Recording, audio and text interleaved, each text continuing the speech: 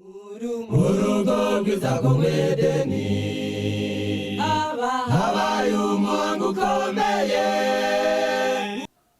Turabaramukije.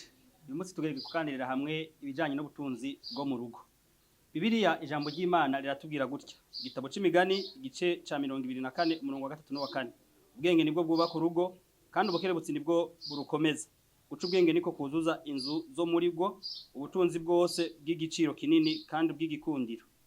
Ubutunzi mu rugo buzanwa n'ibikorwa kubera ko umuntu akerebutse kandi yaciye ubwenge. Ariko ubutunzi bwo mu rugo iyo buhageze buvuye mu bikorwa abantu bakora, umugabo n'umugore bakora, bukwiye kubungabungwa mu nzira iyi. Ubwa mbere, iyo abantu barondera ubutunzi bakabugerako canke abantu bafise ibikorwa bakabigerako hakagira ico bibazanira, hari ibyo bakwiye kwitwararika kugira ngo ubwo butunzi babubungabunge.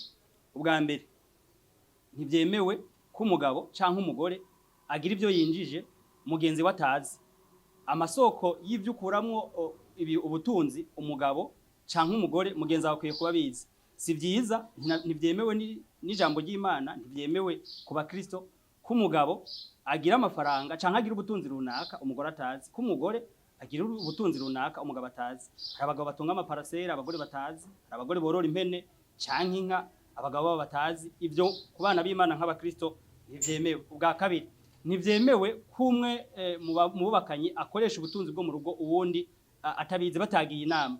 Sanga amafaranga wawe yakuye kuri konte wayasohoye naho uba wakoze igikorwa ciza, ariko mutagiye inama na mugenzi wawe nk'ababanye Imana, ivyo ntivyemera. Ica gatatu, ntibyemewe gukoresha ubutunzi burenze ubwo mwinjiza. Iyo mufise ibikorwa mukora mukagira ivyo mwinjije, ntibyemewe ko mukoresha ubutunzi burenze ivyo mugerako. Ivyo bisha bibafasha kwirinda kuja mu madeni atari yankenerwa. Icanyuma, ntibyemewe ko umugabo n'umugore bahana amafaranga nk'abaguranana. Hari igihe usanga umugabo abanye n'umugore kumva umugore abwiye ngo ngurana 5 kandi ari mu rugo.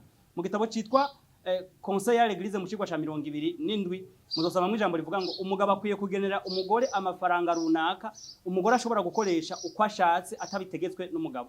Rero mubanye mu rugo ukazabumva ngo ngurana 5 ngo ngurana 10 ngo nikorera akantu kandi ari umugore wawe ari umugabo wawe kubera ko ari wewe winjiza menshi, ivyo mu bakristo Imana ntivyemera. Rero mw'abakristo mwe nimumenye ko ubutunzi mufise mu rugo murabusangiye, mwese mutegezwa kubukoresha kumwe mugiye inama. Imana ibaho umugisha.